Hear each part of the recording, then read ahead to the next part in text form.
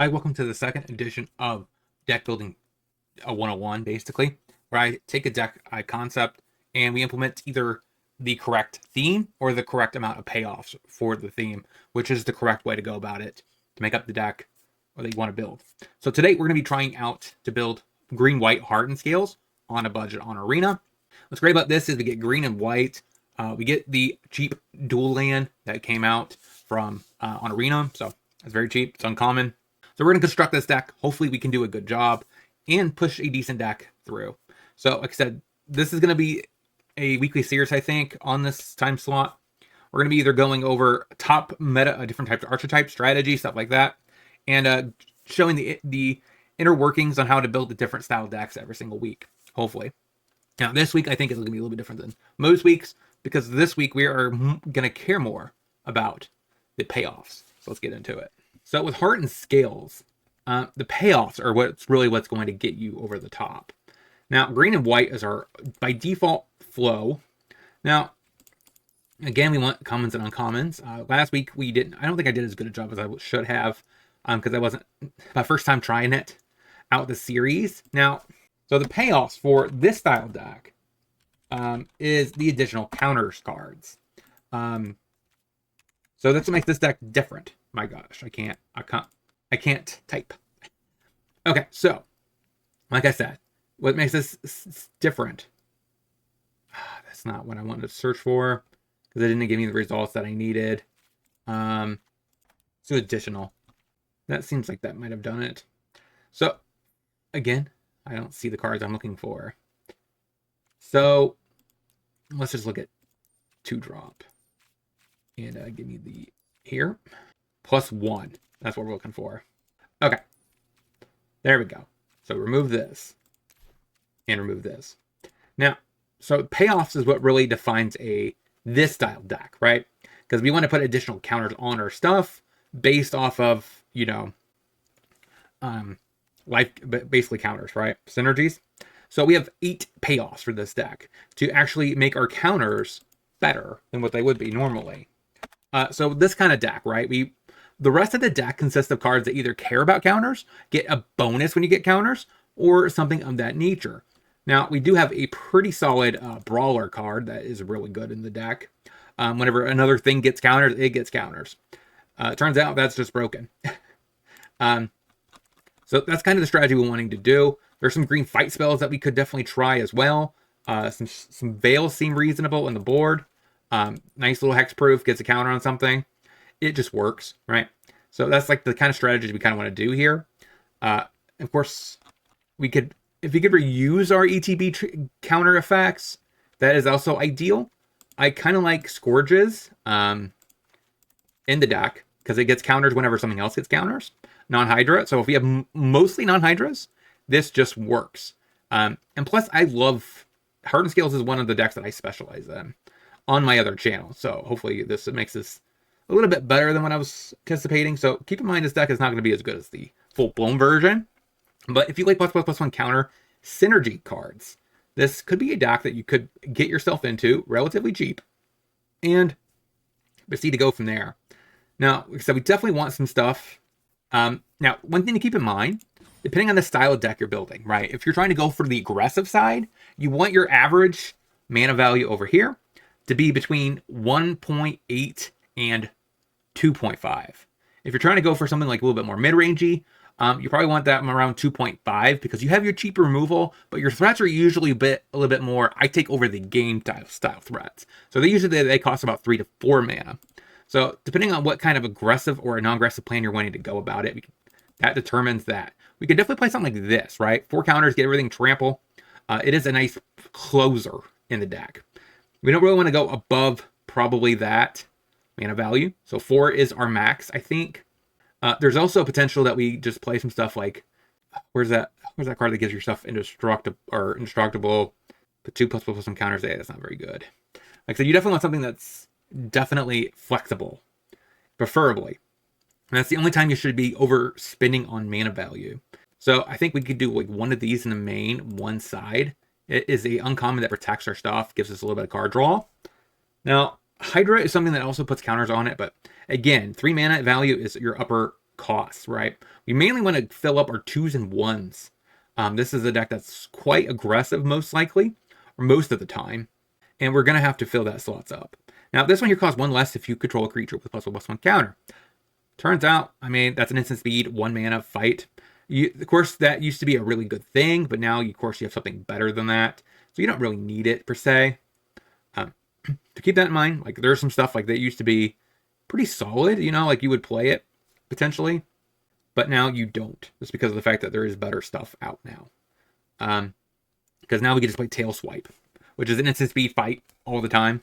It'd be one thing if this thing gave it an additional ++1 counter, but during its time, this was actually a really good card. So, okay, here we go. Here's a nice guy that's 2 mana, ETBs with 2 +++1 counters. We definitely want to probably play that. He also can get hexproof pretty easily. This is a nice little 1-drop, potentially, that gives something else a counter. For the mana base wise, we could play some Fortification, and we also play Trash the Town. So these are other cards that we definitely don't want too many more of them, just because, you know, we want primarily creatures in this deck. If we were anticipating a bunch of stuff getting removed, this thing does come with it's a 1 mana 2/3, which is okay, but not really over amazing. You know what I mean? This is oil counters, not the same thing. Don't get them twisted. They are not the same. So I guess we don't have Experiment 1 on here. Is that what I'm seeing? Experiment 1 is something you probably want to have access to. It might be coming out in the next, and Pioneer Masters. So that could be what I'm missing here. So it must be coming out in Pioneer Masters, which is okay, right? Oh, I wanted to keep that. But, so, moving on to the next section. You could do something like this, back up, get something else to counter, spread out the level a little bit, but it's not that great. You want something that scales. We don't really play a lot of enchantments, so that doesn't scale. Monk of the Open Hand is actually a reasonable card, since we don't have Experiment 1. If you have Experiment 1, play it. I think that's actually just one of the best cards. You know, there's also some colorless cards we could have access to if you wanted to. Keep in mind, we want to probably top out at 2, right? For most of our stuff, right? Because we are a aggro-ish deck. The mana base is going to reflect it, because we're going to probably play about 21 lands. Assuming, yeah, 19 lands probably. Because we have 2 fortifications, which counts as a land. So it's a lot more flexible. And now let me know in the comment section what kind of decks you guys want me to feature on this slot. So we have 2 Tail Swipes maybe. And a few more on the board for a little bit more removal. Now we have a Destroy All Artifacts, which is a solid uncommon. Back to Nature in the board, because one of the best decks in the format. You kind of want to have access to that. Now we want to look at the lands. So one thing we really want for this deck is duels for sure, right? Now we get Fortified Village, which is an uncommon. So that immediately helps us out. And of course, my second choice after this for Explorer, for budget purposes, is our Duskmourn lands. It's not that hard to get somebody under 13, either you or your opponent. It's nice that ETB's untaps, right? Pretty solid effect. So we definitely want to trim back on a couple forest here. Probably like that, right? That's 20 plus 2. That's 22 lands. That's more than enough, right? And then, of course, we want to go in a different direction real quick. We want some uncommon utility lands. So we have Field of Ruin, a couple copies. We could trim 1 and 1, call it a day, right? So we can enable, we don't really need to enable Revolt, but it's nice to be able to answer a creature land since we don't have that kind of power. So we also could look at these. Go back to the counter. We didn't look at the colorless cards. There is some that we might want to have access to. Like, this might be a little bit better than some of the others. Besides that, like, maybe that's it. Because like I said, I want a good 1-drop, right? Right now we have 4 monks, 2 druids, which arguably isn't, I guess it's not that great in this deck. You could just argue we could play 4 Iron Apprentice and call it a day there. I kind of want some green commons and uncommons here, because they're the one that's going to have the strongest creatures. Scoot is actually pretty solid. So that's probably the card we're really wanting, because they can get a +++1 counter, be a 1 mana 2/2, which is a solid rate overall. Like I said, definitely post Pioneer Masters, I will update the list to include Experiment 1, which really will amplify this deck. And looking at our curve, we're 1.7, right? So actually that means we are too efficient, most likely. I like to probably be around 1.8. So I kind of want better top ends. We have 3 over. So that means we really don't want to be cutting our top end, cutting more of our lower. Trash the Town. I don't really know if I like this card. Maybe that was just kind of greedy. Yeah, we have 22 1-drops. That's pretty insane, because this technically counts as a 1-drop, even though it's not. I like 12 2-drops, seems pretty solid, and our 3s. I wish I had some more 3s, but I'm not going to complain too much here. So we have 20 lands. Actually, we could just cut a fortification. And that seems like a solid starting point. Now, definitely if you can fit the experiment ones in, we'll definitely end up trimming. I don't know if I'm going to do the monk or the scout. But overall, I think this deck actually is a pretty solid basis. Now, for this, right?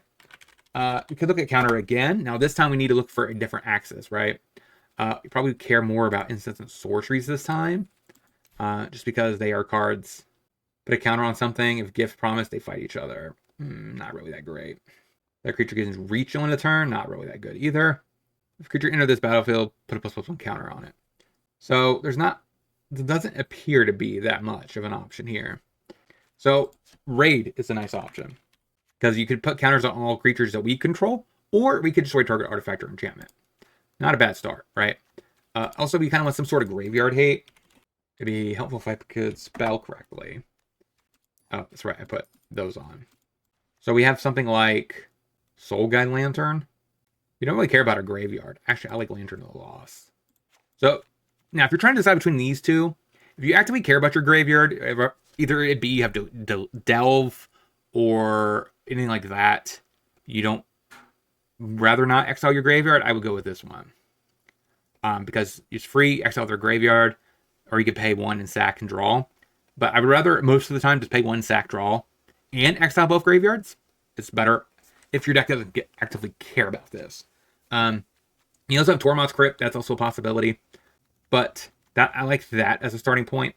White doesn't really have that. I don't think it does not have that many good uncommon sweepers. I don't even know if it has uncommon sweepers. Yeah, I don't think it does it? I'm not sure if we start with a Day of Judgment or not. Then again, we are an aggro deck. We don't really need sweepers, what am I saying? We just kind of need tail swipes. A little bit more removal. We need protection. So that seems like that's about it. So what's this last card we probably want? Is there anything that draw that's not Inspiring Call? I'm going to say no. Yeah, there's not a lot of options here. There's no green-white cards either. Seems kind of fishy. There is not really a draw effect in the uncommon slots, is there? Or the colorless slots. Renewal could do something, but it's very expensive and it's not worth it. I want something that's repeatable. Yeah, I don't see anything. So our last 11 slots are definitely a little bit more tricky than what I was thinking they would be. Oh, we have Deafening Silence, right? Silence is actually a decent option against combo decks. Against combo decks, it's going to be very tricky. We don't really have a lot of ways to disrupt at the common and uncommon slot. But there is actually some. Yeah, there's this. The issue is I don't really think there's not really that many. There is no white counterspells really. You could do something like this where we prevent all non-creature spells this turn. There's no way. Oh, we could just play Runestone, I guess. And I think we're good. So this prevents like Court of Calling, Collected Company. So that really helps you there. And non-land permanent. So that doesn't stop most of. We also have what am I thinking? Like Damping. There we go. So that is definitely something for more combo decks. So actually, after thinking about it, I don't really want this Inspiring Call in the main. I think I just trim back on the Veil. And run 3 Veil main. I don't think I need any more on the boards.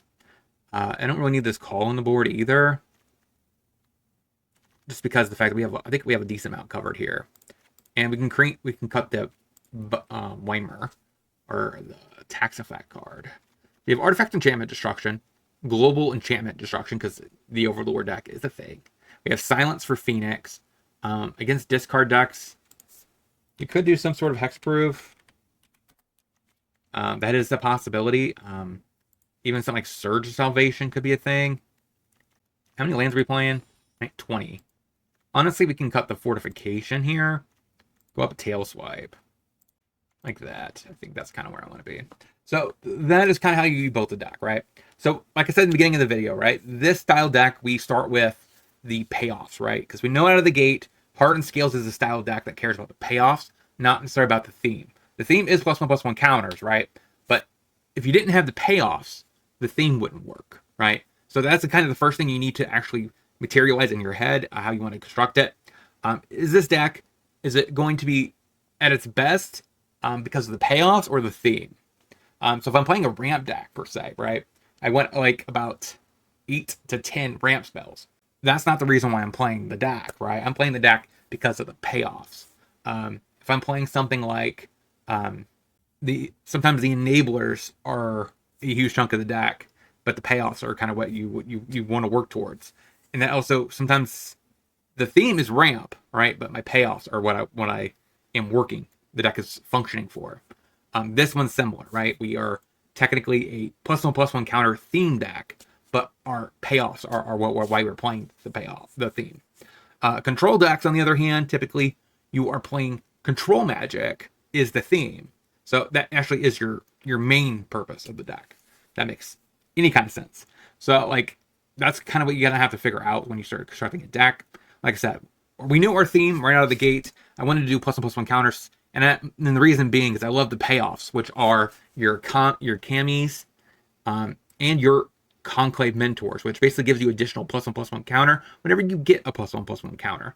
So they kind of just snowball out of control. So it gives you a functional reason to play +1/+1 counter. Matters. But next week, I'm not sure what I'm going to do. Like I said, let me know in the comment section which decks you guys would like me to construct in the comment section. Like I said, this is just a high level just to help you guys figure out how you guys want to build a deck and what to look for. And like I said, we went with a little bit more of an aggressive deck. Our average is 1.7 CMC, so our mana value. So keep this in mind when you're trying to construct a deck. Because like I said, we probably will do mid-range next week or something like that. Mid-range will be black-red most likely, because you get Blood Tithe Harvester still. There's probably still some decent options there. So we'll build a budget blue, black-red deck next week. But until next time, hope you guys have a great rest of your day, and I'll talk to you guys soon.